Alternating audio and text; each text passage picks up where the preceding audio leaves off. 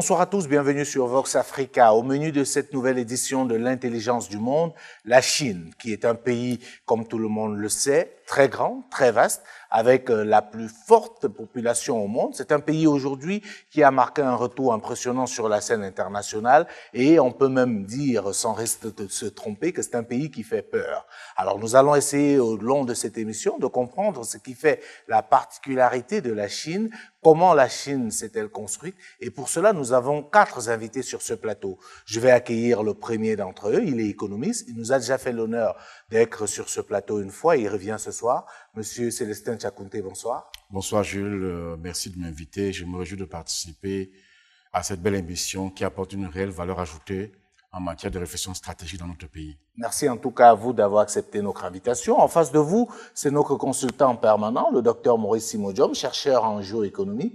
Docteur Simodium, bonsoir. Bonsoir Jules. En face de vous, notre dernier invité, qui s'appelle Monsieur Ferdinand Missi, qui est doctorant à l'Université maritime de Shanghai. C'est le meilleur invité qu'on aurait pu avoir pour parler de la Chine, parce qu'il connaît la Chine à la fois de l'extérieur et de l'intérieur, puisqu'il y étudie. Monsieur Missi, bonsoir. Bonsoir Jules. Bonsoir à tous les panélistes et aux milliers de téléspectateurs. Alors, tous les 4, on va parler, comme on le disait en introduction, de la Chine, de son parcours. Mais avant, comme il est des traditions dans cette émission, je vous propose de suivre cet élément qui nous permet de comprendre le retour de la Chine sur la scène internationale. Et nous revenons pour en parler avec nos invités. À tout de suite. Dès son arrivée au pouvoir en 1978, Deng Xiaoping fait de l'essor de la Chine son principal chantier. Cette année-là, le nouveau dirigeant fait adopter au 11e comité du Parti communiste chinois la politique de réforme et d'ouverture du pays. C'est le début d'importantes mutations. D'abord, la décollectivisation des terres à travers la mise en place d'un capitalisme rural. Ensuite, le gouvernement central procède à la décentralisation des pouvoirs de décision économiques au profit des provinces et des municipalités. Le pays connaît alors une forte industrialisation. Dès 1980, 4 zones économiques spéciales sont créées. À partir de 1984, des villes sont autorisées à créer leurs propres zones de développement, ouvertes aux investisseurs étrangers. 1985, c'est le début du développement des entreprises industrielles rurales, tournées vers la production de biens de consommation destinés à l'exportation. La Chine vise ainsi une insertion massive dans l'économie mondiale. Pour les besoins de la cause, 3 régions littorales sont ouvertes. Mais le virage à 180 degrés, la Chine le prendra au début des années 90 avec la construction d'une économie sociale de marché, matérialisée par la privatisation des entreprises et un fort investissement étranger. Les villes connaissent une modernisation fulgurante. Dans les périphéries, habitations résidentielles et aires d'activité de production se côtoient. La Chine de la bicyclette fait place à celle de l'automobile. Aujourd'hui, l'Empire du Milieu est considéré comme l'atelier du monde, mais aussi et surtout comme le banquier de la planète. De 1978 à 2009, son taux de croissance n'est pratiquement jamais tombé en dessous des 10%. Résultat des courses, le PIB a été multiplié par 15 en 20 ans.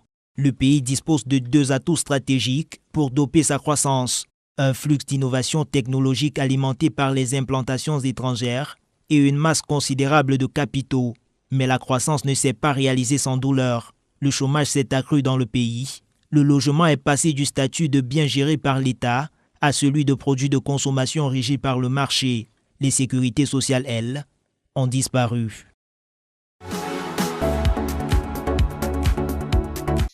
Merci à Magloire Tchemo pour ce document qui nous présente la Chine d'hier et surtout d'aujourd'hui. Alors nous allons parler, mais nous allons aller, comme nous le faisons souvent, de manière progressive. Il faut déjà rentrer un peu dans l'histoire pour comprendre comment est-ce que la Chine se met sur pied. Et quand on parle souvent de la Chine, de ses leaders, il y a un nom qui revient très souvent, c'est Mao Zedong, mais on oublie aussi souvent qu'il y a d'autres qui ont joué un rôle peut-être plus important. Et je voudrais, chers invités, que dans cette première partie d'émission, on commence par planter le décor. Alors, il y a Deng Xiaoping, Mao Zedong, qui ne partageaient pas forcément, quand on regarde les différents écrits, la même position, mais ils ont été tous deux des éléments indispensables dans ce qu'est la Chine aujourd'hui, Dr Simodium. Alors, pendant le long règne de Mao Tse-tung, le Parti communiste a consommé un nombre incalculable d'intellectuels. Mais ces intellectuels ne pouvaient pas s'exprimer librement et laisser parler leur charisme. Parce que Mao Tse-tung était très fort et il avait dominé presque tout le monde. Et il utilisait tous les arguments de l'autocratie, tous les instruments de la tyrannie pour soumettre et réduire au silence tous ceux qui avaient une parole contraire. Deng Xiaoping a su jouer le jeu de Mao pendant très longtemps, ne pas faire parler ses propres idées, mais à un moment donné, il a été calomnié et il a été mis à l'écart. Il a même failli être emprisonné. Et il a attendu patiemment le tour qui est venu, la révolution culturelle. Mao Tse-tung a fait appel à Deng Xiaoping à nouveau et il est resté secrétaire du Parti communiste. Et à la mort de Mao, il a pris le flambeau et c'est à ce moment qu'il est allé au bout de la logique de Mao. Mao ne voulait pas aller au bout de la logique de l'enfermement et du repli. Parce que la dialectique de l'enfermement ne peut être complète qu'avec l'ouverture. Donc, Deng Xiaoping est allé au bout de cette logique. Il a ouvert la Chine. Et c'est là le commencement de ce qu'on appelle aujourd'hui le retour de la Chine sur la scène mondiale. Parce que c'est un retour, ce n'est pas une émergence. Longtemps avant, lors du haut Moyen-Âge, la Chine était déjà la première puissance commerciale ou bien industrielle qui produisait plus que tous les pays européens réunis. Les États-Unis n'existaient pas ou alors étaient en pleine constitution. Donc, la Chine avait été allée même jusqu'au nouveau continent dans le XIIe siècle. Les explorateurs étaient allés jusqu'à la Nouvelle Terre. Mais seulement les Chinois n'étaient pas habités par la volonté de conquérir, de dominer, de coloniser. Donc, ils ont fait des navigations partout et à un moment donné, vers le XIIIe siècle, ils se sont arrêtés. Alors, quand l'Europe, en ce moment-là, est un ensemble de petits pays qui sont en proie à la peste noire, en proie à la famine, en proie à toutes sortes de misère. C'était vraiment un pays. L'Europe, en ce moment-là, c'était, comment on dit, peut-être le Soudan du Sud aujourd'hui. Donc, c'était un pays des pays de misère. Mais la Chine était très loin et aujourd'hui, tout le monde s'accorde pour dire que la moitié des objets qui font le monde contemporain, le monde moderne, s'originent en Chine. Donc, c'est vraiment un retour. Et ce retour s'explique donc par la logique de l'enfermement pendant lequel la Chine s'est construit une identité, a appris à aimer sa culture, a appris à se fortifier. Mais ce n'est qu'avec Deng Xiaoping qu'on est allé au bout de cette logique. C'est-à-dire, une fois qu'on s'est enfermé et qu'on s'est fortifié, qu'on a adoré sa culture, il faut s'ouvrir pour faire face à la compétition. Alors, Yanni Yemga, est-ce qu'on peut penser alors que Mao Tse-tung était un mauvais leader? Parce qu'il a eu un impact très fort sur la Chine, mais au final, c'est Deng Xiaoping qui permet à la Chine de redécoller. Non, on ne peut pas dire que Mao Zedong, qu'on appelle encore Mao Tse-tung, était un mauvais leader. La preuve, c'est que jusqu'aujourd'hui en Chine, c'est une véritable icône. La place Tiananmen qui fait 40 hectares, vous avez un portrait géant de Mao Tse-tung, le grand qui domine la place. Donc, il a pris des décisions en son temps qui étaient courageuses, qui se sont soldées, c'est vrai, par un échec qui a fait plus de 20 millions de morts. Je parle de la grande famine. La collectivisation des terres agricoles et puis le lancement de grands projets pharaoniques étaient les leviers de cette politique économique qu'il a voulu et qui a échoué. Mais je rappelle quand même que son successeur Deng Xiaoping a tiré les leçons de ces échecs-là. Mais il faut, pour comprendre l'histoire de la Chine, il faut quand même rappeler que c'est une civilisation qui est 4 fois millénaire et que la République de Chine a existé jusqu'en 1949 lors de la fondation de ce qu'on appelle aujourd'hui la République populaire de Chine, parce que 221 avant Jésus-Christ jusqu'à 1912, c'était la Chine des empereurs, de la dynastie Qing notamment. Donc c'est une civilisation qui est très vieille, donc qui a des valeurs culturelles qui ne peuvent pas disparaître simplement parce qu'il y a une révolution. Et que la République populaire de Chine a été créée, comme je l'ai dit, en 1949. Ça, c'est quelque chose que je tenais à rappeler. Mais pour ce qui est de l'empreinte historique de Mao Zedong sur la Chine, elle se perçoit beaucoup plus sous l'angle culturel, avec la fameuse révolution culturelle qu'il a lancée, je crois, en 1958, 66, voilà. Donc, la Chine a su s'ouvrir au monde en conservant ses valeurs culturelles. Alors, je voudrais donner la parole à M. Ferdinand Missy pour revenir effectivement sur cet aspect historique-là, parce que beaucoup de gens oublient, ou bien on ne le mentionne pas souvent, la Chine aussi a largement été colonisée, a été sous l'influence notamment du monde occidental, mais davantage aussi du grand voisin qu'est le Japon. Mais comment est-ce que la Chine réussit à gérer ce que je peux considérer un peu comme des attaques, comme des atteintes, parce qu'aujourd'hui on vante la solidité, l'ancrage culturel de la Chine, mais la Chine a connu beaucoup d'influences externes.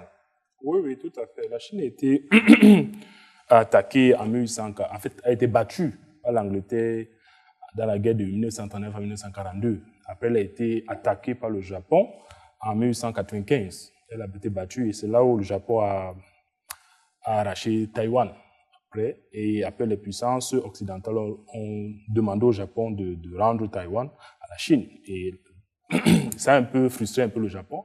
Et c'est là où, lorsque Mao Tse-tung prend le pouvoir le 1er octobre 1949 sur la place Tiananmen, en fait, son idée, c'est quoi? C'est que la Chine ne doit plus jamais être dominée par quiconque.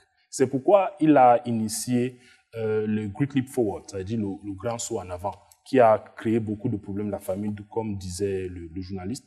Donc, véritablement, c'est un peu ça. Donc, son objectif, c'était d'abord d'industrialiser la Chine, de la militariser également. Donc, en initiant les grands travaux.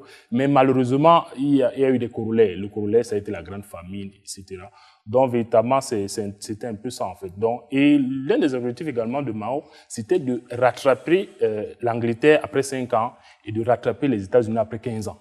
Bon, il n'a pas pu à cause peut-être de l'enfermement ou bien de sa myopie un peu au niveau de ce que c'est que le capitalisme, quoi, et qui a été rattrapé un peu par Deng Xiaoping. D'accord. Alors, Célestin Chakounté, sur la prise de question, sur cette question, notamment du leadership chinois, de l'influence de la construction, de l'enfermement et de l'impact aussi de la culture dans ce qu'est devenu la Chine. Oui, je crois que la Chine, c'est un cas vraiment qui est intéressant à étudier. Parce qu'il y a vraiment beaucoup d'ingrédients. On a parlé d'un côté de Mao Tse-tung, qui est resté une icône jusqu'au jour d'aujourd'hui, malgré le fait que ses choix ont conduit à une catastrophe. Juste une petite parenthèse, qu'est-ce qui peut justifier, et chacun peut réagir, pourquoi Mao reste j'ai envie de dire, un héros en Chine, alors que, si on veut être un peu objectif, il a échoué, carrément. Oui, justement, je crois qu'il y a deux aspects qu'il faut regarder. Si on regarde strictement les résultats, ça a été un échec avec son grand bond en avant, qui s'est soldé par l'effondrement de l'économie chinoise, avec 20 millions de morts à la clé, de morts de faim. Donc, ça a été quelque chose de terrible. Mais sauf que, jusqu'aujourd'hui, la Chine, c'est la Chine de Mao Tse-tung. Un peu comme la Russie, il y a jusqu'en 1964, la Russie de Khrouchtchev. Parce que jusqu'aujourd'hui, la vision stratégique, Mao Tse-tung l'a placée, qui est de faire la Chine un pays riche et militairement défendu. Parce que quand Mao Tse-tung naît en 1893, c'était dans un environnement où ils avaient peur de l'effondrement de l'État chinois face à l'Occident, qui était militairement très, très puissant. Donc tout de suite, on dit même que en tant qu'élève, Mao l'aurait dit à un de ses camarades de classe qu'il faut absolument faire en sorte de bâtir une Chine riche et militairement puissante. Et quand on voyait la Chine jusqu'aujourd'hui, c'est toujours la même stratégie. Et je vous dirais, les Chinois ont toujours cette même logique-là. Quand on voit le programme militaire chinois, il est extrêmement ambitieux. Quand on voit le programme spatial chinois, il est extrêmement ambitieux. Donc, on est toujours dans la pensée de Mao Tse-tung. Quand vous regardez maintenant l'actuel dirigeant chinois, qui est Xi Jinping, il est carrément dans la logique de Mao Tse-tung. Donc, il a peut-être échoué dans ses résultats immédiats, mais je crois que les Chinois lui reconnaissent d'avoir mis en place une vision stratégique qui conduit la Chine vers de très bons résultats. Est-ce qu'on est d'accord avec ça, Yannick Gemner? Oui, moi je suis d'accord avec cet argumentaire, d'autant que c'est Mao qui pose des fondations de la Chine prospère d'aujourd'hui, même s'il y a eu les échecs que l'on sait. D'abord, sur le plan politique, Mao, qui a été formé, si vous voulez, moulé au marxisme et léninisme, a très bien compris qu'il fallait un pouvoir très fort. Et ce pouvoir-là, en Chine, il repose sur le Parti communiste, qui est au-dessus du gouvernement, qui est au-dessus de l'armée, et qui est incarné par un leader. Actuellement, c'est Xi Jinping, comme on l'a dit. Mais Mao, il a compris ça. Il fallait un État fort. Autre chose qu'il a très vite perçu, c'est qu'il fallait que le pays, et on l'a rappelé tantôt, il fallait que le pays soit protégé. Donc, oui, parce qu'ils ont subi plusieurs attaques, oui, ils ont perdu des parce guerres. Que la Chine, c'est quand même, il faut le dire, c'est plus de 6 000 kilomètres, 9 millions 600 000 kilomètres carrés, pour être exact. C'est un pays vaste, avec 23 provinces, 5 régions, 4 municipalités d'État. Donc, c'est un pays immense. Donc, il a compris qu'il fallait protéger ce pays immense. Il a aussi compris qu'il n'était pas possible de développer le pays si le pays n'était pas protégé. Donc, il a voulu faire les deux en même temps. Il a voulu lancer les grands chantiers. Vous savez qu'en Chine, tout est XXL. Vous avez pratiquement le deuxième réseau routier au monde. En Chine, vous avez de grandes places, de grandes avenues, de grands bâtiments. C'est normal, ils sont très nombreux. Oui, ils sont très nombreux, on va le dire, mais il a eu cette vision. Il a eu cette vision. Il faut quand même lui faire justice parce qu'on était quand même dans les années 1960 et tout ça quand il a commencé un certain nombre de choses. Oui, et je voudrais terminer quand même en indiquant que si il est resté dans l'imagerie chinoise comme une icône, c'est aussi parce que c'est quelqu'un qui a voulu faire en sorte que la Chine conserve son identité. C'est-à-dire que les Asiatiques globalement sont des gens qui sont très attachés à leur culture. Et les Chinois et les Japonais encore plus. D'accord, on va en parler tout à l'heure. Un autre élément que je vais ajouter, c'est que Mao Tse-tung a travaillé sur l'aspect de la discipline. C'est-à-dire que le progrès, certes, c'est un objectif qu'on peut atteindre, l'enrichissement, la militarisation, tout ça n'est possible que si le peuple est discipliné. Il y a eu un coût à la construction de la discipline. Et ce coût-là, aujourd'hui, il a engendré des bénéfices. C'est-à-dire, nous avons un pays dans lequel, certes, il n'y a pas le sens du consensus n'est pas remis en cause de façon permanente. Donc, on réussit à s'accorder auprès de l'oligarchie du Parti communiste. Donc, construire cette discipline, c'est ce que les Chinois veulent se rappeler de cette discipline. Ils veulent se rappeler ce qui a été positif, c'est-à-dire tout le monde est soudé derrière une grande organisation à qui la lumière de la société est confiée. Donc, aujourd'hui, quand vous allez en Chine et que vous voulez parler de Mao, il faut faire très attention. Parce que certes, Mao a commis des dégâts collatéraux dans son recherche effrénée du progrès tout de suite. Il y a eu beaucoup de familles qui ont été endeuillées, il y a eu beaucoup de délations, il y a eu beaucoup de tueries, il y a eu beaucoup de règlements de comptes, mais les descendants même des victimes seront les premiers à défendre Mao Tse-tung, parce que c'est une icône. Ferdinand, ici, sur la question.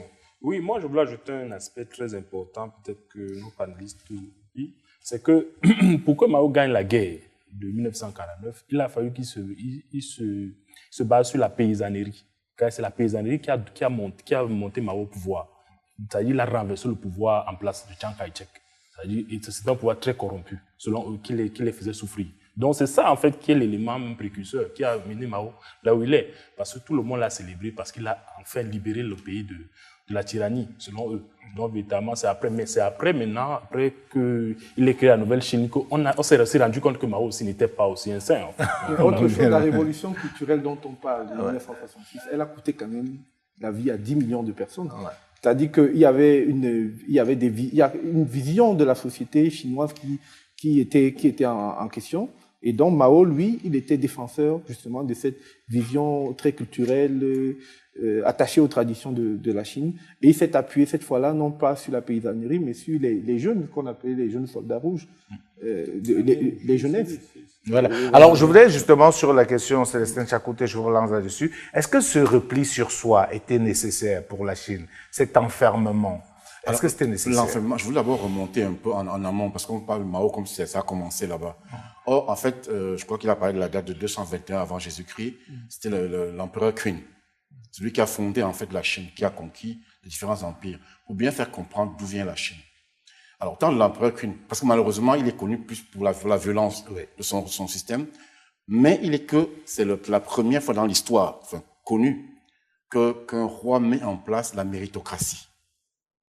Du temps de l'empereur Qin, par exemple, les soldats qui partaient à la guerre étaient récompensés suivant un nombre de soldats ennemis qu'ils ont tués. Ils devaient ramener les têtes, c'est un peu grossier comme cela. Par contre, les fonctionnaires, par exemple, tous les 3 ans, étaient convoqués à la capitale. Ils passaient un concours. Celui qui échouait était éliminé. Et c'est l'empereur lui-même qui corrigeait. Imaginez un peu, si on prend le cas, on amène tous les ministres, tous les hauts fonctionnaires, ils passent un test tous les 3 ans. Alors ça, on est là en 221 avant Jésus-Christ. Pour bien comprendre que la Chine a donc une tradition de méritocratie depuis très longtemps. Donc c'est ça qui peut expliquer maintenant la Chine d'aujourd'hui. Parce qu'on a l'impression que c'est une génération spontanée. C'est ça que le Dr Simon a dit tantôt, que c'est un retour, ce n'est pas une arrivée. Donc la Chine a toujours été quelque chose où des gens qui ont travaillé dur, qui avaient toujours des ambitions, donc, et qui ont une vision stratégique qui est très forte. Donc maintenant, ce repli, je pense que ça a fait prendre du retard à la Chine. Ça, c'est clair. Puisque la Chine était déjà la première puissance économique de la planète il y a pas longtemps. Donc, ce repli, peut-être, disons, il y a 2 aspects. Et le repli permet de se ressourcer. Ça, c'est un apport que la Chine peut nous donner à nous, Africains. Parce que quand les Occidentaux arrivent chez nous, ils nous disent vous devez abandonner tout ce que vous êtes, prendre tout ce que nous sommes pour progresser. Sur le plan économique, il y a la fameuse théorie de Rostow. On nous dit, pour nous développer, il faudra qu'on suive le chemin de l'Occident, c'est-à-dire on va faire 14 siècles pour se développer. Bon, la Chine a démontré avec les autres pays asiatiques qu'on peut se développer sans faire 14 siècles. Bien sûr. Et qu'on peut se développer en restant soi-même. Est-ce que le repli chinois n'est pas justement le secret de son essor? Parce que quand on voit bien le modèle chinois, on emprunte au capitalisme l'économie des marchés, on emprunte au marxisme, léninisme, le parti unique. Est-ce que c'est pas ce repli-là, la construction d'un modèle propre chinois, n'est pas le secret justement de l'essor de la Chine? C'est une question, Dr Simon, vous pouvez nous apporter vos lumières là-dessus. Cet enfermement... C'est le secret de toutes les nations qui aujourd'hui sont considérées comme puissantes. Aucune nation puissante aujourd'hui ne s'est livrée à la compétition internationale sans observer des siècles de repli. Aucune. Nous parlons de l'Angleterre. Prenons l'Angleterre qui était la première puissance industrielle avant les États-Unis. L'Angleterre a édicté une loi de protectionnisme qui a duré 200 ans. Les actes de protectionnisme, c'est-à-dire les Navigation Act, qui stipulaient qu'aucun bateau ne peut venir dans leur port s'il ne bat pavillon anglais. Donc, c'était pour écarter qui? C'était pour écarter le Pays-Bas. Le Pays-Bas qui était la première puissance navale, qui avait de très grands bateaux, qui avait la première flotte, qui avait une marine marchande, qui avait une marine civile commerciale. Donc, l'Angleterre se protège à sa manière pendant plus de 250 ans. Et elle a levé les actes de navigation, pas parce qu'elle voulait que le commerce international soit équitable, mais parce qu'elle jugeait qu'elle s'était suffisamment renforcée et qu'elle était prête et qu'elle pouvait déjà affronter la concurrence. Malheureusement même, ou alors heureusement pour l'Angleterre, entre-temps, elle avait même affaibli la concurrence parce qu'entre-temps, il y avait eu 4 guerres contre les Pays-Bas. Elle avait remporté ces guerres et à chaque fois, elle avait imposé des traités. Prenons aussi le cas du Japon. Le Japon, s'est fermé sur lui entre le début du XVIIe siècle avec la dictature militaire des Tokugawa, entre le début du XVIIe siècle et 1853, quand les Anglais, les Allemands, les Américains arrivent et imposent au Japon d'ouvrir leur port. Pendant près de 250 ans, un seul bateau venait au Japon une fois par an. C'était un bateau des Pays-Bas, un bateau hollandais. C'était la seule exception. Entre-temps, le Japon travaillait sur les structures sociales, les structures culturelles, travaillait à transmettre la force ontologique, la force des ancêtres. Et c'est avec cela que lorsque, en 1853, le Japon a dit oui, nous allons faire le commerce, désormais nous allons ouvrir 2 ports toute l'année aux bateaux étrangers, c'était parce que le Japon était assis sur ce soubassement. Donc personne ne peut aujourd'hui dire je n'ai pas besoin de me replier, directement je vais signer les accords de partenariat. C'est une grosse erreur. Parce que lorsque vous venez signer des accords avec des gens qui ont 3 siècles d'expérience, de capitalisme, d'industrie, mais vous êtes très mal parti. Mais la Chine a intégré l'OMC, pour terminer sur ça, seulement en 2001. En 2001. Ça, il y a eu des négociations avant. Oui, mais je veux dire que parmi les grandes puissances économiques et commerciales qu'on connaît aujourd'hui, puisque la Chine est le premier exportateur mondial, la Chine a intégré l'OMC seulement en 2001. Voilà. Alors, ils ont posé leurs conditions avant d'intégrer. Oui, mais c'est un fait. C'est un fait qu'ils ont intégré seulement en 2001. Alors, je voulais, Ferdinand Messi, insister sur un aspect fondamental, c'est l'aspect culturel. Parce que quand on parle de ça, on fait forcément une comparaison avec l'Afrique. On se rend compte que la Chine a résisté à tout ce qui venait de l'extérieur, a tenu à garder ses traditions, sa culture, contrairement par exemple au continent africain où tout a été totalement dévoyé. Est-ce que l'espace culturel n'a pas une importance plus importante même que le reste? Oui, en fait, quand on parle de l'enfermement de la Chine, je pense, on va revenir au XIIe siècle, lorsque la Chine avait un très grand empereur, un très grand navigateur qu'on appelait Zheng He, qui est allé jusqu'aux rives du Kenya. Donc, et quand il est revenu en Chine, l'empereur a demandé de détruire tous les bateaux et de fermer la Chine. Vous voyez un peu. Pourquoi? Parce que la Chine avait un complexe de supériorité vis-à-vis des autres. Il se sentait supérieur aux autres. Il savait qu'il n'avait pas besoin des autres pour se développer. Il savait que la culture chinoise est la meilleure culture au monde. C'est pourquoi vient même leur nom, l'Empire du Milieu, qui veut dire en chinois c'est Zhongguo. Zhong, ça veut dire milieu, Guo veut dire le pays. Vous voyez un peu. Donc eux, en fait, l'empereur savait qu'ils sont au milieu de la Chine, c'est le pays le plus puissant du monde, et ainsi de suite. Donc ils n'ont pas besoin des autres. Vous voyez. Donc ça a été aussi une erreur. Parce que c'est à cause de cet enfermement que l'Angleterre a pu les battre en 1842. Parce qu'ils n'étaient pas avancés technologiquement, contrairement aux pays occidentaux. Donc, évidemment, l'aspect culturel a joué un très grand rôle et continue à jouer un très grand rôle aujourd'hui parce que, par exemple, en Chine, par exemple, le 25 décembre, tous les établissements de la Chine universitaires mettent des examens. C'est-à-dire que vous devez passer les examens le 25 décembre. C'est exprès, c'est fait exprès. Malgré le fait qu'il y ait 30 millions de chrétiens, même les chrétiens... Et en Chine, même les chrétiens, la chrétienté est régie par l'État. C'est-à-dire que ce n'est pas le Vatican qui finance, c'est l'État qui finance. Et les églises sont truffées de caméras de surveillance. C'est pas un cas d'exception, parce qu'en Grande-Bretagne aussi, là, on sait bien que le catholicisme de Grande-Bretagne n'est pas celui du Vatican. Donc, mais quand même, la Chine, quand on parle d'enfermement, moi je dis que c'est quand même c'est mitigé. Ça a eu du bon et ça a eu du moins bon. La question aujourd'hui, parce que comme je dis, on fait cette émission pour tirer les leçons, pour voir ce que les autres ont fait. On a aujourd'hui un continent africain où les religions qui ont pignon sur rue sont des religions totalement occidentales. Aujourd'hui, tout ce qui a fait la culture ancestrale du continent africain est quelque chose, j'ai envie de dire, de honteux. On a aujourd'hui honte d'utiliser nos propres langues. On est aujourd'hui honte de ce que nous sommes. Alors que, à contrario, on a l'exemple chinois où on a dit on va réussir dans ce monde, mais en étant chinois. C'est-à-dire en restant chinois, avec ce qui fait notre religion, notre religiosité, notre rapport à la spiritualité, notre rapport à la nutrition, notre rapport au vestimentaire.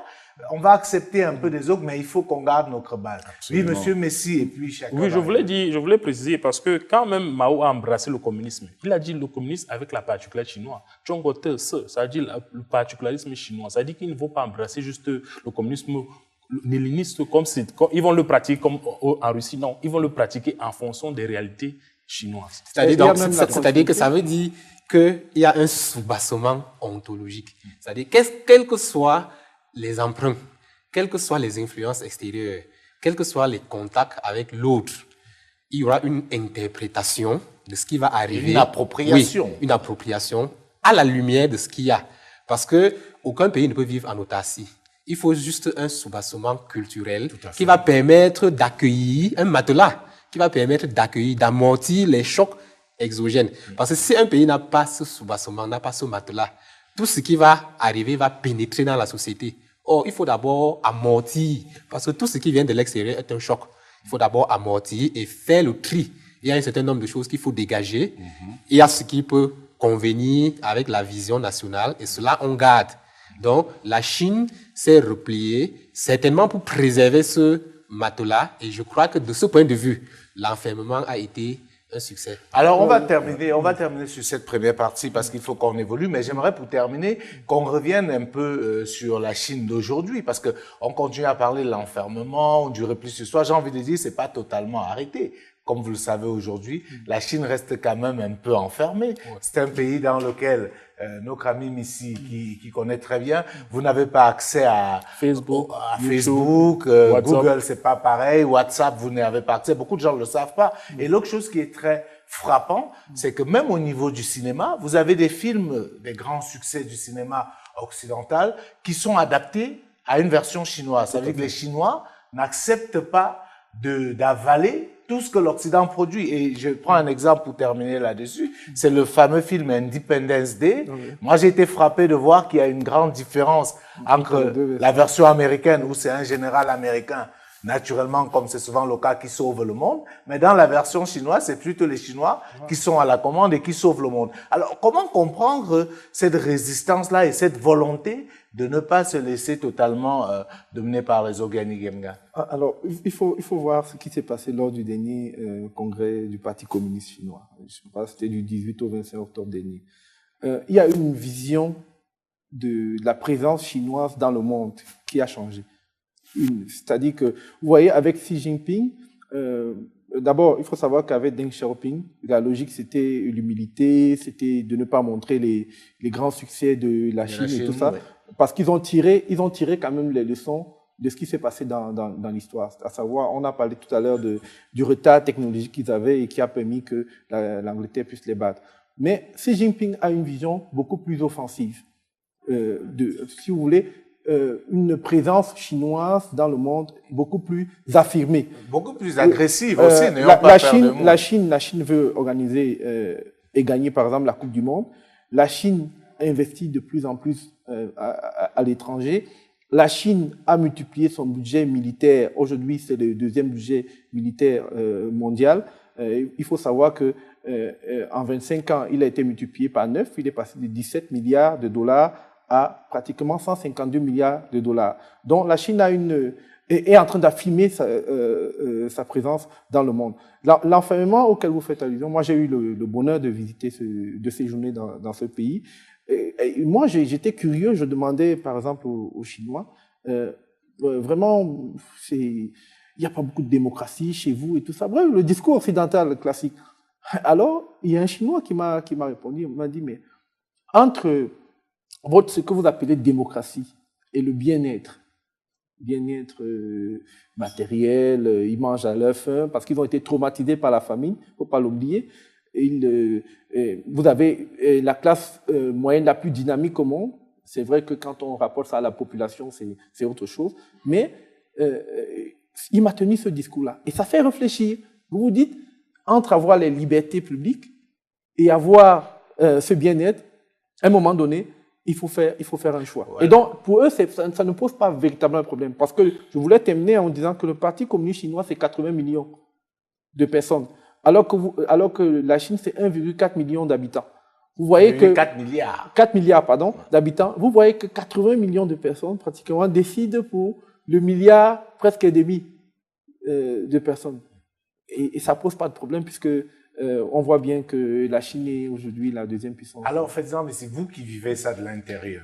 Racontez-nous un peu comment ça se passe. Est-ce que c'est une volonté de limiter les libertés individuelles véritablement, ou alors c'est une volonté stratégique de se protéger. Parce que c'est pas pour autant qu'il n'y a pas Internet en Chine, il y a bien Internet. C'est juste qu'ils refusent d'utiliser les instruments qui n'émanent pas d'eux. Tout à fait. Vous avez touché du doigt le véritable problème. En fait, c'est en fait ça. Parce que en 2008, ils ont chassé Yahoo pour créer, et ils ont chassé Google également pour créer le Baidu. Parce que la Chine est l'un des rares pays qui a leur propre moteur de recherche au monde. D'autres pays n'en ont pas. Ils sont des rares pays qui ont leur propre email. L'Afrique n'en a pas. La Russie en a, la Corée en a, la Chine en a, le Japon en a, mais les autres pays africains n'en ont pas. Nous tous on utilise Google, Yahoo, voilà, vous voyez un peu, voilà. Tout à fait. Donc, ils ont tout fait pour créer, en fait, pour s'approprier leurs propres outils. C'est-à-dire qu'ils trichent, en fait. C'est-à-dire, dès que l'Amérique crée quelque chose, ils veulent créer la version chinoise de ce qui existe ailleurs. Pour contrôler un peu l'information, parce que vous savez que l'information, c'est le pouvoir.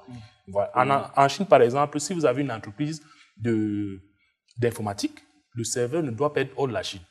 Le serveur doit être en Chine parce que c'est eux qui vont contrôler l'information. Tout à fait. Donc, véritablement, c'est un truc dans ce sens. Alors, Célestin Chapoté, est-ce que ce n'est pas le secret de la réussite? Oui. Parce que le reproche, et on va certainement revenir là-dessus, qu'on fait généralement à la Chine, c'est pas une démocratie. Or, on se rend bien compte qu'au Parti communiste, il y a des élections faites à leur manière. Et on se rend compte qu'il y a une alternance. Oui, à ce n'est pas le même ans, président. À 75 ans, il faut partir. Voilà. Il y a des règles. Il y a une façon de faire qui n'est pas occidentale, mais qui est chinoise. Oui, c'est-à-dire qu'en fait, il faut vraiment copier et encourager ce que fait ce désir de toujours s'approprier les choses à partir, comme il a dit, son soubassement. C'est ça qui fait un peu la force de la Chine. Parce que regardez ce qui se fait, ce qui nous est arrivé à nous, Africains. Vous avez parlé tantôt de honte. On nous a rendu, maintenant, nous avons honte de nous-mêmes. Regardez par exemple comment on a lavé le cerveau par exemple, de nos sœurs en leur mettant entre les mains des poupées blanches, avec droites comme des tiges de haricots, qui fait que maintenant toutes nos sœurs veulent se décaper la peau. C'est un lavage de cerveau. Donc, il faut qu'on se réapproprie ce que nous-mêmes.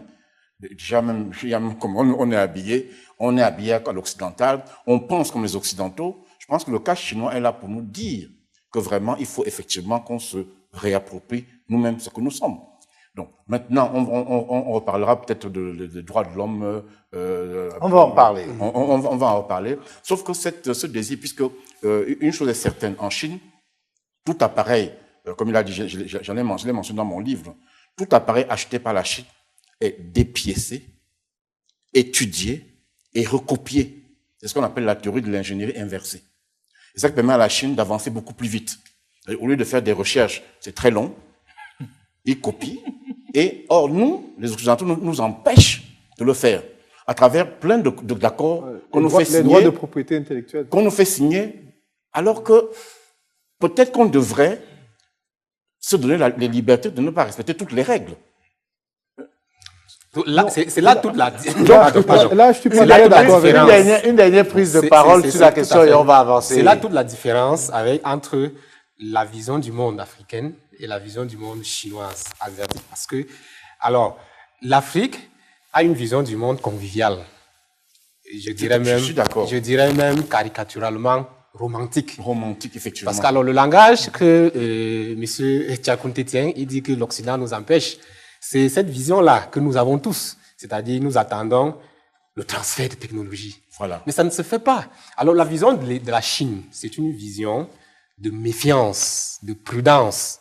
La Chine n'est pas une civilisation foncièrement violente comme la civilisation occidentale, mais elle est une civilisation de la prudence. Et quand nous parlons d'empire du milieu, effectivement, c'est la fierté, c'est l'expression de l'orgueil, de la suffisance. À un moment donné dans l'histoire, c'était la faiblesse de la Chine, mais aujourd'hui, ça fait la force de la Chine. L'ingénierie inverse, la pratique de la discipline. 170 millions de caméras de surveillance dans les rues en Chine. Les caméras qui ont des applications pour reconnaître des gens qui passent dans la rue. Cette manie de contrôler le monde, de contrôler la société. Parce que le danger peut venir des États-Unis, ça peut venir d'un Chinois. Il faut se méfier de tout. Et la Chine a compris cela. Donc la Chine aujourd'hui est à mesure de détecter des menaces qui peuvent venir dans 2 ans, 3 ans, 4 ans, 5 ans. Donc, il y a cet ajustement ontologique. auquel on attend toujours que l'Afrique se livre. C'est-à-dire de sortir de la conception romantique des rapports avec les peuples pour rentrer dans une conception non pas d'hégémonie, de domination, mais de prudence et de méfiance et de pragmatisme. Parce qu'il faut être pragmatique, parce que les autres sont là pour leurs intérêts. Ils ne nous transféreront pas la technologie. Jamais. Par contre, il faut travailler sur l'appropriation de la technologie. D'accord. Par nous-mêmes. Merci beaucoup. Je me doutais bien que ça n'allait pas être évident de parler de la Chine aussi facilement. On va marquer un arrêt pour venir s'attaquer à ce qui est souvent présenté et comme les faiblesses de la Chine, notamment par les médias occidentaux. Il s'agit de la pollution. La Chine aujourd'hui, premier pollueur du monde. Des libertés. On estime que la Chine, c'est le pays où les droits de l'homme ne sont pas respectés. On va parler de ça. On va parler également de la vieillesse de la population chinoise. La question, c'est de savoir aujourd'hui, est-ce que ce méga empire que reste la Chine ne va pas finalement imploser à cause de tous ces problèmes. Donc, je vous propose d'avoir, avant de revenir sur le plateau, de regarder cet élément qui nous fait état de la situation de la population chinoise. Avec sa population estimée à 1,36 milliard d'habitants, la Chine est le pays le plus peuplé du monde.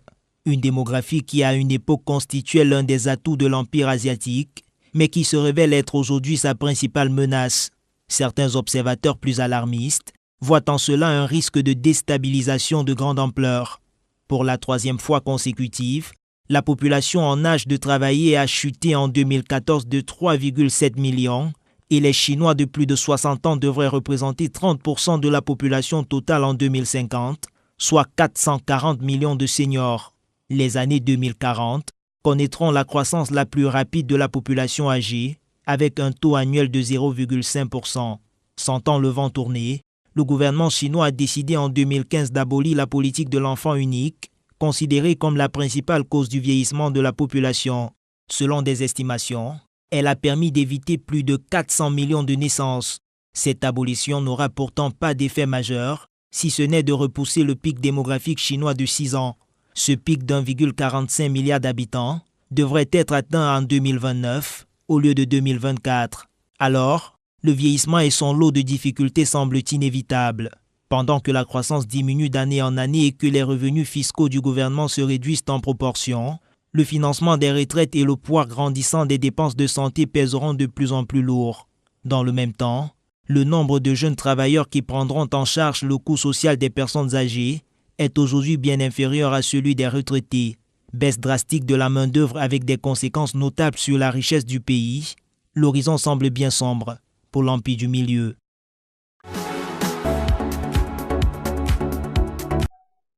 De retour sur le plateau de l'intelligence du monde pour la dernière partie de cette émission, nous allons essayer d'évoquer les dangers qui menacent la Chine et bien entendu, nous allons voir un peu vers la fin ce que l'Afrique justement devrait pouvoir en tirer davantage parce qu'il y a une relation très forte aujourd'hui entre le continent africain et la Chine. Alors je commence par vous, Yayemna, on a vu aujourd'hui la démographie qui a longtemps été la force de la Chine parce que ça reste de loin le plus grand marché.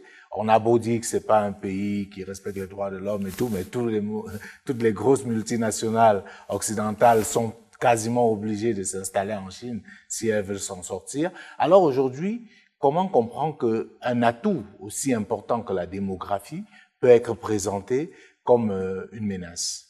C'est pour ça que je disais que moi je suis pas d'accord. C'est une caricature et même à la limite une propagande occidentale. Il faut regarder les chiffres froidement. On vous dit qu'en 2050, 30% de la population chinoise aura plus de 60 ans. Une plus population nombreuse mais très vieillissante. Oui, aura plus de 65 ans. Faisons donc la comparaison avec des pays quasiment du même niveau de développement. Si vous prenez un pays comme le Japon, au Japon, les 65 ans dépassent les 35 ans. C'est un mauvais exemple. Non, c'est un mauvais exemple, mais c'est un exemple qui tient parce que le Japon, c'est la troisième économie mondiale. C'est la troisième économie mondiale. Si vous prenez un pays comme l'Allemagne, qui est la première économie européenne, il y a un grand problème de vieillissement. La preuve, c'est que l'Allemagne a une forte politique d'immigration. Si vous prenez un pays comme le Canada, qui est un pays d'immigration, vous voyez très bien que la plupart des gens qui travaillent au Canada, c'est des immigrés. Pour revenir à la Chine, pourquoi je disais que je n'étais pas d'accord. Ce qui constitue une faiblesse pour la Chine, c'est que le pays dépend quasiment à 35% de ses exportations. C'est-à-dire que les exportations chinoises représentent 35% de son PIB. C'est rester sur la démographie. Non, je voudrais terminer, si vous permettez. J'ai des idées. Si vous permettez que je termine. Bon, laissons Yannick terminer, puis on reviendra sur la démographie. Si vous permettez que je termine. Les Chinois, le gouvernement chinois a pris conscience de cette faiblesse, c'est-à-dire dépendre beaucoup des exportations. Et maintenant, la logique, c'est de faire en sorte que la Chine devienne un pays continent de consommation. C'est-à-dire qu'ils ont le milliard 400 millions, produits pour faire consommer en Chine, produits pour faire en sorte que le marché chinois puisse soutenir une croissance stable. Il n'y a aucun pays dans le monde qui a réussi à avoir une croissance d'environ 10% pendant 30 ans. La Chine est le seul pays qui a pu le faire, sur la base d'un modèle d'exportation. Maintenant, elle veut le faire sur la base d'un modèle de consommation locale. C'est pour ça que je dis, la démographie chinoise n'est pas vraiment une faiblesse, mais elle est plutôt une force si elle est utilisée dans le sens que et c'est une des réformes, le sens d'en faire un marché. C'est une des réformes d'ailleurs, c'est une des visions que Xi Jinping est en train de vouloir promouvoir. Il l'a exposé lors du dernier congrès du Parti communiste en octobre dernier. Et donc, très clairement, les Chinois ont pris conscience de ça. Et si vous ajoutez le dernier facteur du dynamisme de l'innovation, on parlait de l'ingénierie inverse tout à l'heure. Mais la Chine aussi est un pays qui a investi massivement si vous voyez, dans la recherche, qui a investi massivement dans l'économie numérique, dans l'économie verte, parce que la Chine a conscience que ses réserves de charbon, parce que c'est la première source d'énergie, peuvent s'épuiser d'ici 30 ans. Donc, il y a des faiblesses, mais il faut pouvoir relativiser. Voilà. Alors, docteur Simon Diom, sur la question de la démographie. Ça fait beaucoup de choses en même temps. Ouais. Bon, disons une par une. Au sujet d'une croissance forte sur une longue période, la Chine n'est pas une exception. Nous avons aussi le cas de Singapour, mais surtout du Botswana. Du Botswana, oui, le Botswana est le seul pays au monde qui a aligné sur 30 ans un taux de croissance de 8,5%. Sauf que la Chine a 10%. Donc, la Chine n'est pas à 10% quand on prend sur 30 ans. La Chine est à 10% quand on prend sur 15 ans. Donc, sur 30 ans, ça reste le Botswana. Ça, c'est pour la croissance. Maintenant, revenons à la démographie. Le Canada et l'Allemagne ont des problèmes de vieillissement, c'est vrai. Mais vous avez trouvé vous-même la solution. Le Canada est un pays d'immigration. L'Allemagne est un pays d'immigration. L'Allemagne encourage la natalité. Si vous voulez avoir 7 enfants, l'Allemagne est prête à leur donner des allocations, à vous donner des allocations familiales.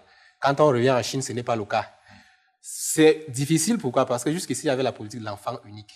Donc, il y a mais cette politique a été levée parce que... Elle a été levée, elle a été remplacée par une politique à deux enfants. Oui, mais... Parce que jusque-là, il faut contrôler. Oui, mais parce que je dis, docteur Simon Diom, il faut peut-être se mettre dans la situation des dirigeants chinois. Autant c'est important d'avoir une grande population pour avoir un marché important, autant c'est important d'avoir un rajeunissement de la population, mais si vous avez aussi une démographie qui vous échappe totalement, vous êtes dans une situation complexe. Nous disons dans la même chose, à savoir que la démographie, c'est un défi pour la Chine. Parce que ce que Yannick Yemga défend, c'est que non, la démographie n'est pas un problème. Ça reste un avantage s'ils savent comment l'utiliser, parce que c'est ce qu'ils essayent de dire. Ce n'est pas un avantage du tout. Pourquoi? Je vais prendre un détail, le troisième détail que je voulais prendre. Aujourd'hui, en Chine, il y a un véritable problème de femmes. Parce que pendant longtemps, l'avortement était autorisé. Et l'avortement est toujours autorisé. Les fœtus féminins sont expulsés. Parce que c'est plus difficile de s'occuper d'une femme, puisque après, il faudra aussi qu'elle se marie. Donc, c'est des problèmes que la Chine rencontre aujourd'hui. Donc, nous avons aujourd'hui 4 cousins, des anecdotes terribles. Moi, j'ai discuté avec des gens qui vivent là. Je crois que Ferdinand Missi va confirmer ce que je dis, ou infirmer, selon. 4 cousins dans une famille pauvre qui se mettent ensemble pour doter une femme. Mais ça, c'est des anecdotes réelles dans la société chinoise. Des gens qui sont en mal de femme. Ça, c'est des anecdotes réelles dans une société. Donc, c'est une société psychologiquement mal atteinte par le piège démographique. Si vous faites plus d'enfants, vous ferez plus de femmes, les hommes auront des femmes, mais en même temps, il faut que ce soit soutenable. Parce que Mais il n'y a même ça pas frôle suffisamment déjà, de femmes en Chine. C'est ça ça le frôle problème. déjà 1,4 milliard bientôt. Donc, c'est un véritable problème. Et dans 40 ans, la société sera faite d'hyper vieux. Ce ne sera pas seulement les vieux. Il y aura 70% d'hyper vieux. Qu'est-ce que la Chine va faire?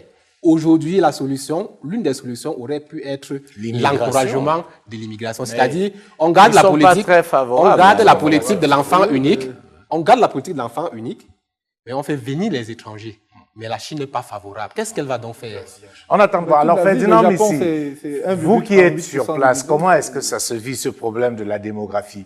Tout le monde a connu, on l'a enseigné dans les écoles, la politique de l'enfant unique, parce qu'il fallait contrôler l'évolution assez fulgurante de la population chinoise. On se rend compte que ce qui fait la force de la Chine aujourd'hui, c'est justement cette démographie. Mais quand on se projette, comme le dit le docteur Simo Jones, ça semble être l'un des grands défis qu'attend la Chine. Alors, comment est-ce que ça se vit au quotidien? Les Chinois eux-mêmes, qu'est-ce qu'ils en pensent? Est-ce qu'ils sont pour faire beaucoup plus d'enfants que l'État ne le veut, ou alors ils se sont finalement habitués à cette façon de vivre? Ok, bon, revenons un peu au temps de Mao. Mao, il disait en son temps, Hantoren, Lilianta. Ça veut dire plus de personnes, plus vous êtes nombreux, plus on est fort. Donc pour lui, la population était une force, en fait. Voilà. Et maintenant, quand Deng Xiaoping est monté au pouvoir, il a compris que c'était un point parce que quand on est plus... En fait, la Chine était pauvre. Et s'il y avait beaucoup de gens, on ne pouvait pas... On n'arrivait pas à nourrir. On Donc, avait c'est des pour ça qu'il problèmes a avec la imposé en famine. 1980 la politique de l'enfant unique. Maintenant, et cette politique, en fait, a aidé la Chine. A beaucoup aidé la Chine à un moment. Pourquoi? Parce que ça permettait de restreindre un peu les naissances et bon, ça donnait beaucoup d'ouvriers aux entreprises, aux firmes étrangères. Et ça permettait aussi, parce que le taux d'épargne en Chine était à l'époque, jusqu'à des années 2010, de 40%. Ça veut dire que quelqu'un gardait 40% de son revenu. Ça veut dire que ça donnait beaucoup d'épargne nationale pour pouvoir créer beaucoup d'emplois. Voilà. Maintenant, dans les années 2003, est venu le président africain de la Chine, en fait, Hu Jintao. Donc, on l'appelle le président africain. Pourquoi? Parce que son objectif était d'envoyer beaucoup de Chinois en Afrique. Oui, bien sûr. De désengorger. Désengorger un peu la Chine. L'Afrique, en fait, voilà, la Chine, en fait. Donc, véritablement, ça pose aussi un problème au niveau de l'environnement parce que aujourd'hui, comme la population chinoise est de plus en plus éduquée, ils sont de plus en plus riches, chacun veut poser une maison. Mais le problème, c'est que le territoire ne s'agrandit pas, contrairement à la population qui s'agrandit. Donc, voilà, les terres arables deviennent de plus en plus rares. Donc, comment nourrir tout ce monde? Comment loger tout ce monde? Et les voitures. Voilà. Une famille a droit à une voiture. Voilà. Mais les familles sont riches. Tout à fait. Et acceptent de payer l'impôt sur la deuxième, la troisième voiture. Voilà. Qu'est-ce qu'on fait? La Chine, le premier marché d'automobiles, avait 13 millions de voitures, 13 millions de voitures consommées. Donc, véritablement, c'est un défi il faut actuellement. toujours rapporter ça à la population parce que quand on dit ces chiffres-là comme ça, il faut savoir qu'on a quand même affaire à 1 milliard 400 millions d'habitants. de personnes. Il faut rapporter toujours à la population. Le marché de Mais le l'automobile de véritable seconde problème, main c'est que, comme il est le très dit, prospère. l'espace ne grandit pas. Oui, mais il n'y a que 15% du territoire des 9 600 000 km² de superficie en Chine qui sont occupés, qui sont habités. Et 60% du territoire est constitué par des montagnes. Donc, je veux dire que... Il va falloir peut-être être ingénieux au niveau de la Chine pour voir comment rendre habitables ces espaces non habitables. Il va falloir... Jusqu'à ce que c'est une approche. Jusqu'à ce que des mécanismes, par exemple, quand c'est la mer, on fait de la poldérisation. Oui, un peu on ce que l'a le Japon a fait. Ils ont beaucoup d'espace maritime. Mais je voulais quand même dire quelque chose sur la population. Vous avez en Chine 118 hommes pour 100 femmes. Le problème, sur le plan démographique, il est à ce niveau-là.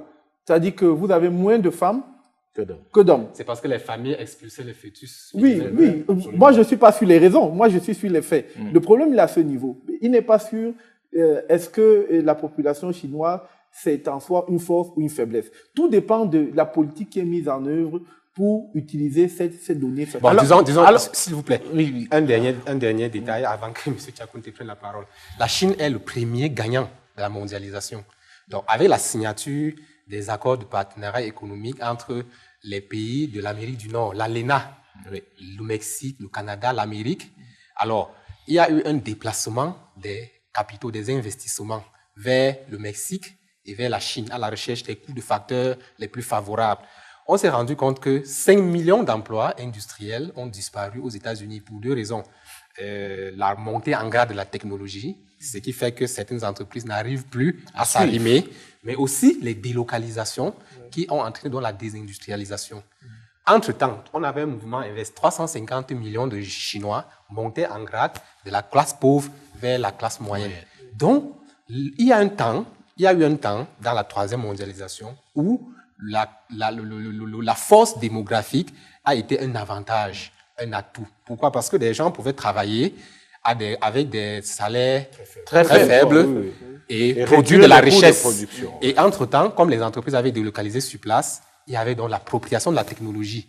Les Chinois ont regardé, ils ont tout copié. Aujourd'hui, nous avons Alibaba, nous avons Xiaomi, nous avons Huawei, nous avons Weibo, nous avons Hisense, des géants des géants du digital, des géants de l'électronique, etc.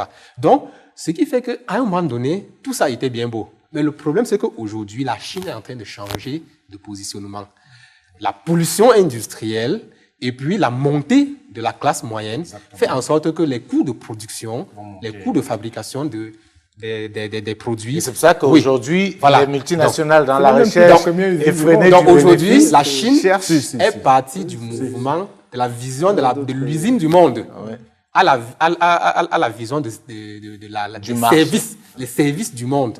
Donc aujourd'hui, certes, il y a toujours des entreprises qui viennent, mais il y a un grand mouvement de délocalisation de la Chine vers le Bangladesh, vers le Vietnam, vers l'Éthiopie. En Afrique, c'est vers l'Éthiopie. Donc, en ce moment, la classe moyenne chinoise a enflé. Des gens peuvent acheter des voitures, ils peuvent se construire de belles maisons, ils ne peuvent plus travailler. C'est devenu des consommateurs majoritairement.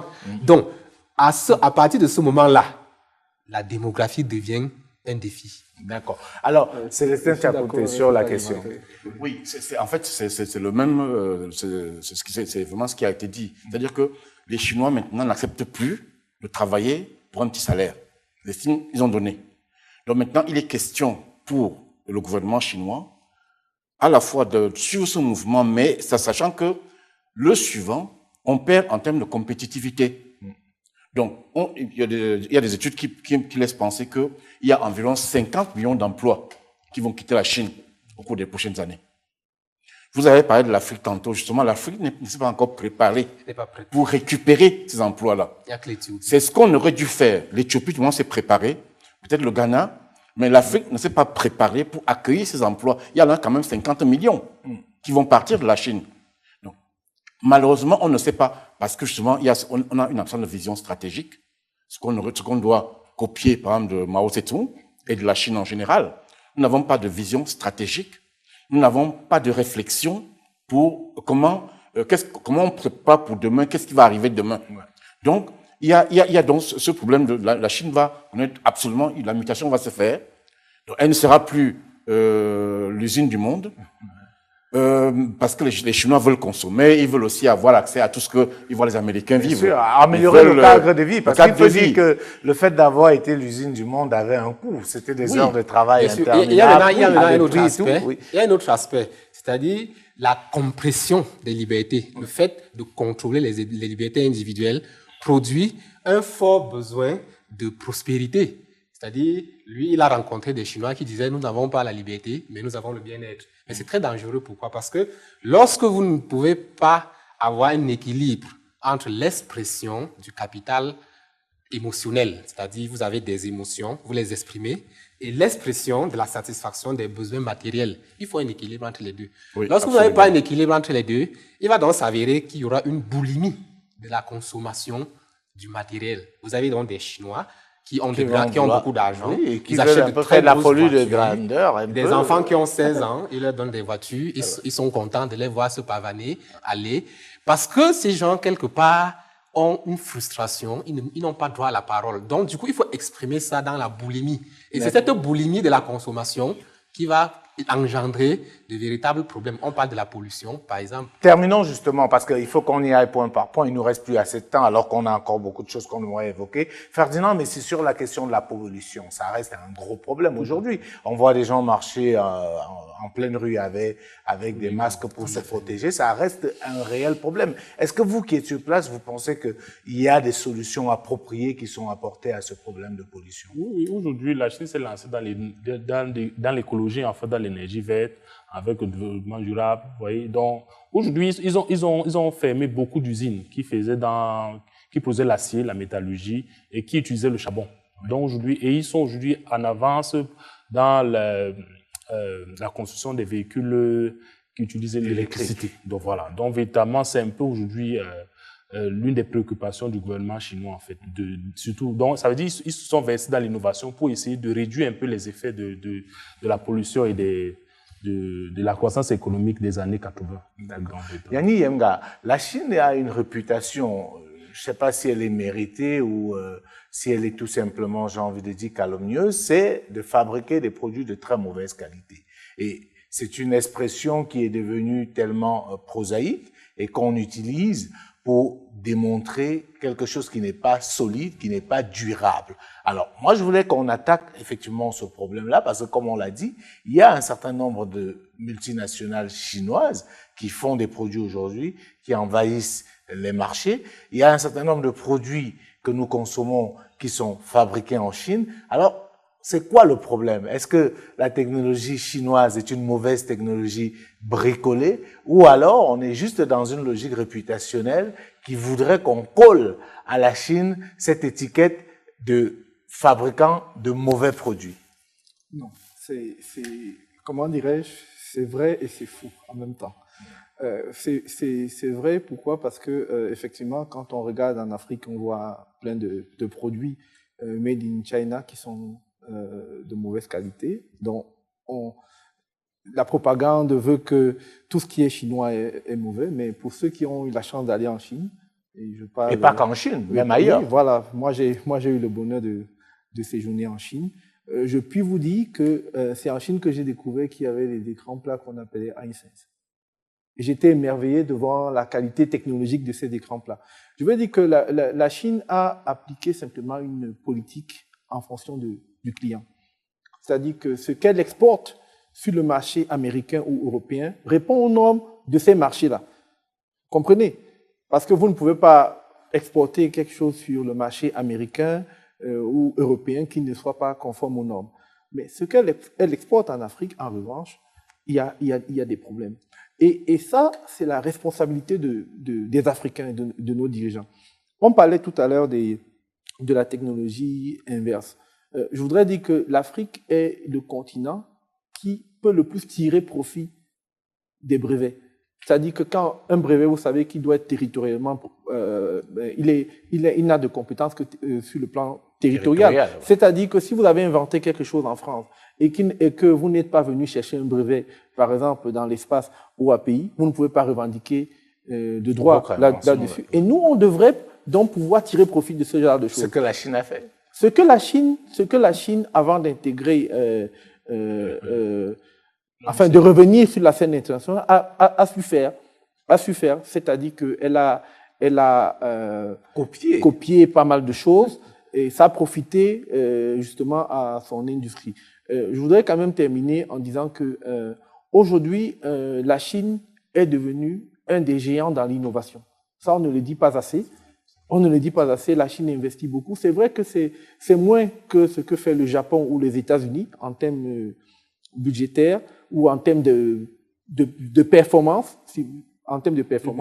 mais la Chine est dans le peloton des têtes des pays qui investissent le plus dans l'innovation. On a parlé par exemple des espoirs de la Chine dans le domaine spatial. On peut multiplier des exemples comme ça, même dans le domaine médical aussi, ils sont très avancés. Dans le domaine naval également. Donc, on ne peut pas dire que la Chine soit le pays simplement de la contrefaçon. C'est aussi un pays d'innovation. Ouais. Ça, il faut le savoir. Oui, Ferdinand. En fait, je voulais ajouter quelque chose. En fait, cette perception remonte dans les années 80, quand la Chine venait de s'ouvrir. En fait, et ça a été l'une des stratégies qui a été initiée par Deng Xiaoping fait de advantage of backwardness or let common advantage. Ça dit quoi? Ça dit que pour les Chinois, c'était quoi? C'était que, étant donné que la roue est à fabriquer, pourquoi nous on va chercher à fabriquer la roue? Donc, pourquoi ne pas une fois puiser la technologie des autres et l'utiliser? Et qu'est-ce qu'ils ont fait? Ils l'ont fait à travers les Special Economic Zones, les zones économiques spéciales qui étaient destinées aux entreprises étrangères.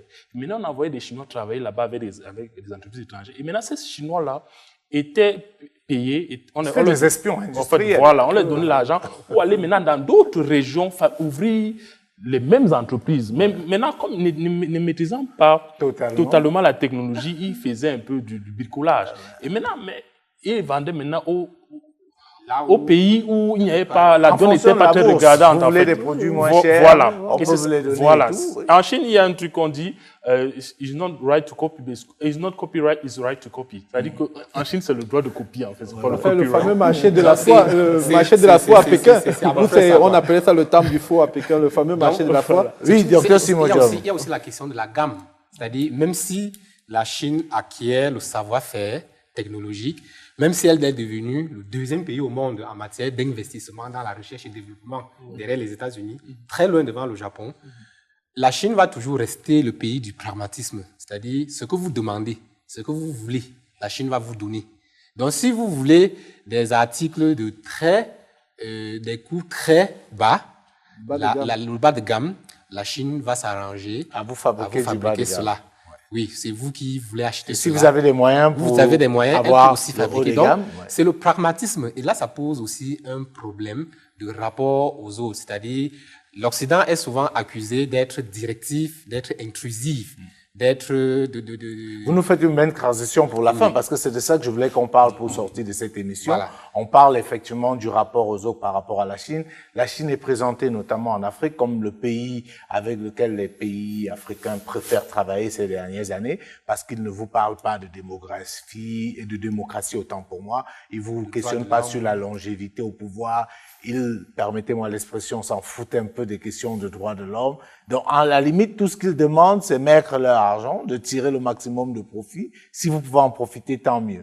Oui, docteur Simon Diom. On peut voir cela de deux manières. C'est-à-dire, on peut voir cela comme du pragmatisme. C'est-à-dire, voilà un partenaire qui n'est pas intrusif, qui n'est pas directif, qui ne se mêle pas de mes affaires. Alors, à partir de ce moment-là, en suivant cette hypothèse, nous mettons en place les bases d'un partenariat gagnant-gagnant. Et nous nous arrangeons pour nous approprier la technologie que lui, il détient. Donc, il est de la responsabilité des Africains de définir cela. On peut également avoir cela comme une stratégie de long terme qui commence par un petit jeu dans lequel la Chine peut dire, voilà, je ne m'occupe pas de vous, mais c'est parce que peut-être, dans un premier temps, elle n'a pas encore les coudées assez franches et que dans l'avenir, il est possible qu'elle monte en gamme et impose désormais 2 ou 3 choses dans les contrats. Ouais. Donc, l'avenir nous dira, mais dans tous les deux cas, il revient aux Africains de travailler, d'étudier l'histoire de la Chine et de voir comment la Chine s'est appropriée la technologie et de procéder de la même manière et de ne pas attendre qu'on transfère. Parce que personne ne transfère la technologie à personne. Jamais. Alors, Yanni Yemga, est-ce que la Chine n'était pas contrainte de faire cela pour pénétrer le marché africain? Il fallait être différent des Occidentaux qui sont des anciennes puissances coloniales et qui avaient justement maille à partie avec des gens qui voulaient faire un certain nombre de choses. Est-ce que la Chine n'a pas, justement, comme l'a souligné le docteur Simon Diom, eu cela comme stratégie pour pouvoir facilement pénétrer le marché africain? Vous avez absolument raison de parler de stratégie, parce que quel est le discours chinois? C'est de dire que, écoutez, nous avons été colonisés comme vous, nous avons une histoire similaire, nous n'avons pas de leçons à vous donner. Nous n'avons pas de leçons, mais nous n'avons pas une ambition hégémonique comme ceux qui vous ont colonisé, les Occidentaux et tout ça. Donc, nous sommes au même pied d'égalité, parce que c'est un peu ça que Deng Xiaoping avait demandé à ses successeurs de faire, c'est-à-dire d'avoir une posture d'humilité et tout ça. Mais comme je vous l'ai dit, lors du dernier congrès du Parti communiste, la pensée de Xi Jinping qui a été adoptée, et je rappelle que Xi Jinping est la 3e grande figure du Parti communiste. Pourtant, il a eu des 3e. Vous avez eu Mao Zedong, vous avez eu Deng Xiaoping, et vous avez maintenant Xi Jinping. Il y a avant lui, avant les deux que j'ai cités, aucun dirigeant chinois n'a eu l'honneur de voir sa pensée gravée dans la charte du Parti communiste. Donc, aujourd'hui, la Chine est dans une posture un peu hégémonique. Conquérante. Oui, conquérante, parce qu'elle veut s'affirmer. Vous n'avez qu'à voir, par exemple, ce qui se passe avec la Corée du Nord. La Chine a son mot à dire dans plein de dossiers au niveau des relations internationales. Je voudrais quand même indiquer que la Chine de Xi Jinping, la Chine que nous voyons aujourd'hui, c'est aussi une Chine qui a compris que dans le rapport avec l'Afrique, il fallait éviter un certain type de choses. Et ça ne date pas seulement de Xi Jinping, ça date même de Hu Jintao, comme on l'a dit. Il fallait éviter un certain nombre de choses parce que la Chine a compris qu'en Afrique, notamment en Afrique francophone, vous avez des dirigeants qui sont là depuis un certain nombre d'années, avec qui il faut faire des affaires. Et pour bien faire les affaires avec eux, il ne faut pas venir leur donner de leçons, leur dire bon, écoutez, vous êtes vieux, vous êtes là depuis, il faut même corrompre, parce qu'il faut dire que les entreprises chinoises sont souvent épinglées pour des faits de corruption. Elles n'ont pas le monopole de la corruption. Non, pas du tout. Je veux dire, elles sont pragmatiques. Quand on regarde l'histoire cabossée de la France-Afrique, vraiment en matière de valises, vous avez lu ce livre-là, j'oublie l'auteur, sur les valises Pierre Péan, La République des manettes, voilà. Donc, en matière de corruption, vraiment, la Chine n'a pas de leçon à recevoir de certains pays occidentaux. Ouais. Donc, il faut relativiser les choses. La Chine ambitionne d'avoir non pas un partenariat gagnant-gagnant avec l'Afrique, mais un partenariat au moins équitable. Il nous appartient à nous, les Africains. On a parlé du transfert des technologies. Dans la rédaction des accords ou des contrats commerciaux avec ce partenaire-là, d'être très clair en disant, écoutez, vous allez venir, quand vous voyez le palais des congrès, le palais des sports, dont la maintenance est encore assurée par des Chinois, il y a quand même un problème. Il nous appartient à nous, quand on arrête ces contrats, de négocier un certain nombre de choses. Docteur Simodjom, je vous donne la parole pour 5 secondes. Ce sera vos dernières prises de parole et puis on va conclure avec M. Messi et M. Tchakounté. Oui, je disais que la Chine nous enseigne des leçons très formidables. Un géant restera un géant. Il traversera des périodes difficiles, il doutera, il verra ses certitudes s'ébranler, il croira que c'est fini, c'est arrivé pendant le siècle d'enfermement. Il y a eu les 2 guerres de l'opium, il y a eu d'abord avant cela l'humiliation face au Japon. Le Japon, on appelait les Japonais les nains, parce que la supériorité des Chinois pendant le siècle de l'enfermement du Japon était acquise, était de réputation. Mais en 20-30 ans, le Japon a eu un progrès fulgurant. Et lorsque le Japon est allé en guerre contre la Chine à la fin du 19e siècle, la question s'est réglée en très peu de temps. Les troupes japonaises ont pris le dessus très rapidement. Ça, c'était une première humiliation. Il y a eu d'autres humiliations face à l'Angleterre, face à la Chine, face à la France dans la 2e guerre de l'opium. Il y a eu cette quasi-colonisation, parce que la Chine a été dépecée des concessions à gauche et à droite. Mais un géant reste un géant parce que sa ressource vient de ses tripes. Sa ressource, sa légitimité, sa force ne viennent pas de l'autre. Ce n'est pas l'autre qui viendra l'aider. La Chine nous enseigne que lorsque vous avez traversé des doutes, des incertitudes, lorsque vous avez fait face à des moments où vous croyez que tout est fini pour vous, c'était le moment où il fallait le plus s'armer pour revenir. Et lorsque la Chine est revenue, comme la prophétie d'Alain Perfit, elle s'est réalisée. Le monde entier a tremblé. Aujourd'hui, l'Europe ne dort pas du tout. Pourquoi? Parce que après avoir désindustrialisé l'Europe, aujourd'hui, la Chine est dans une phase de conquête industrielle de l'Europe. La Chine a acheté Volvo, la Chine a acheté BMW, des fleurons de l'industrie automobile de l'Europe du Nord. La Chine est dans une offensive. Elle investit dans quasiment tous les pays. Donc, elle fait peur, elle fait perdre le sommeil. Et pourtant, c'est un géant qu'on a dépecé il y a moins de 2 siècles et qu'on donnait pour endormi. Donc, l'Afrique qui aujourd'hui semble traverser des périodes difficiles, des périodes de doute, il faudrait qu'elle en prenne la graine. Qu'elle trouve qu'il y a quand même au fond d'elle des moyens dont elle dispose naturellement, qu'elle peut capitaliser pour revenir sur la scène. Parce qu'effectivement, si la Chine est revenue, l'Afrique peut aussi revenir. revenir. Rappelons qu'au XIIe siècle, lorsque l'Europe, c'était un ramassis d'États voyous, d'États en faillite, eh bien, c'est l'Afrique qui dominait le monde, l'Afrique qui régnait. Donc, l'Afrique peut aussi revenir. Merci beaucoup, Dr Simodium. Monsieur Ferdinand Messi, qu'est-ce qu'on tire de toutes ces émissions, vous qui connaissez mieux que nous l'expérience chinoise? Oui, en fait, moi, je dirais que la Chine est très pragmatique. Elle ne s'emballe pas toute la morale. Quand ses intérêts sont en jeu.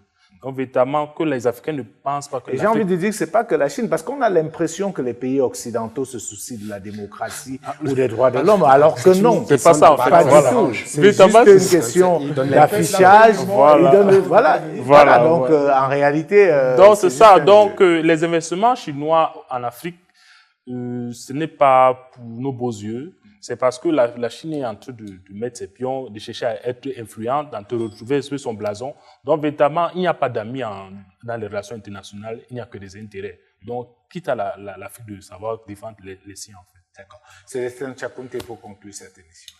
Merci. Je pense qu'on a fait le tour. La Chine, elle a un problème de peuplement dont on va trouver une solution parce que la Chine, on a dit, elle est pragmatique. Je voulais juste revenir un peu sur le premier reportage que vous avez présenté. Il y a 3 maîtres mots qui sont ressortis. Il y a eu décollectivisation, décentralisation, privatisation des entreprises. Voilà des choses qu'on peut tirer pour nous aujourd'hui. Au Cameroun, on a ce problème de décentralisation. On a ce problème de privatisation qui ne fonctionne toujours pas. Il y a ce problème de décollectivisation. On peut également tirer de la Chine cet amour de soi-même, d'être fier d'être ce qu'on est. Il faut quand même comprendre que l'homo sapiens est né en Afrique. Les gens ont réussi à nous convaincre d'avoir honte de ce que nous sommes, alors que l'homme est né en Afrique avant de migrer vers d'autres continents. Donc, à l'origine, on est tous noirs.